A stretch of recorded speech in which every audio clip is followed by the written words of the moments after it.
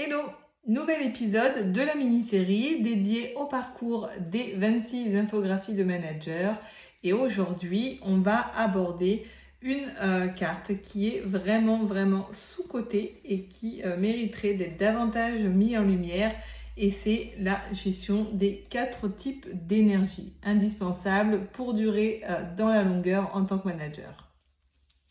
Au-delà du temps et de la charge de travail, ce qui va compter vraiment, ça va être notre capacité à gérer notre niveau d'énergie au fil du temps.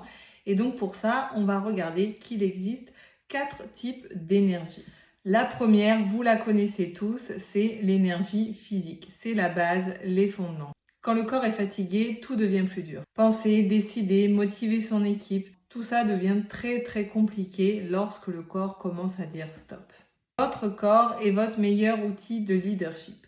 Comment prendre soin de son énergie physique, qui est finalement la base de la performance? On va avoir la qualité de notre sommeil, comment l'améliorer, le fait d'avoir une alimentation équilibrée et enfin une activité physique suffisante pour bouger dans sa journée. La deuxième énergie, ça va être l'énergie émotionnelle. Il s'agit de la capacité à rester serein et motivé même quand c'est la tempête autour de nous. Donc qu'est-ce qu'on a comme technique pour améliorer notre énergie émotionnelle? La première étape, ça va être de pouvoir identifier notre source de stress et pouvoir mettre en place un plan d'action correctif.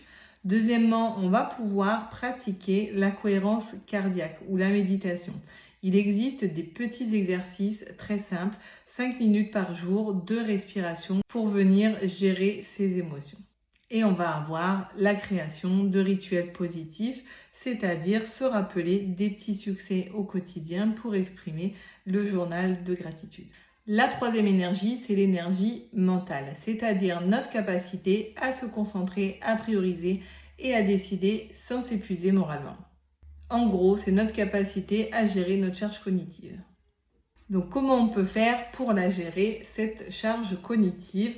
On va avoir le fait de planifier des périodes de travail en mode deep work pendant un moment donné, ce qui va permettre d'être vraiment concentré dans une seule activité à la fois. On a vu dans un autre exemple de fiche qu'il existe la méthode Pomodoro qui est vraiment très bien faite pour pouvoir déterminer sur un temps donné assez court, de l'ordre de 25 minutes, mais après chacun peut ajuster la durée de manière à ne rester que dans la tâche en question pendant la durée qu'on a déterminée. On peut également appliquer ce qu'on appelle la règle des 2 minutes, c'est-à-dire si une tâche prend moins de 2 minutes, alors on la réalise immédiatement et ensuite elle est terminée et elle nous sort de l'esprit et on allège ainsi sa charge mentale.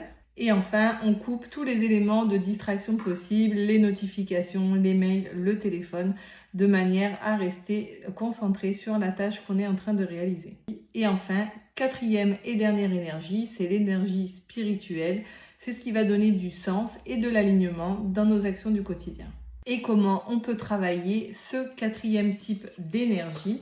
On va le travailler en identifiant ses valeurs, c'est-à-dire qu'est-ce qui fait du sens pour nous et qui résonne et qui peut guider nos actions au quotidien. Ensuite, deuxième action possible, n'hésitez pas à vous re-questionner régulièrement sur pourquoi est-ce que vous faites ce que vous êtes en train de faire. Ça peut paraître bête, mais on a tendance à réaliser par moments des choses machinalement, par habitude, alors que le contexte a évolué et que peut-être cette tâche n'est plus pertinente aujourd'hui. Et enfin, prenez du temps régulièrement pour faire le point sur ce qui compte pour vous, ce qui a du sens et est-ce que vous menez suffisamment d'actions quotidiennes qui répondent à ce qui fait du sens pour vous. Et voilà, nous avons abordé nos 4 types d'énergie et quelques petites actions à mener pour les préserver. Le challenge que je vous propose à la fin de cette vidéo, c'est d'identifier une activité qui vous ressource et de la positionner dès aujourd'hui dans votre agenda de manière à la réaliser à minima une fois par semaine.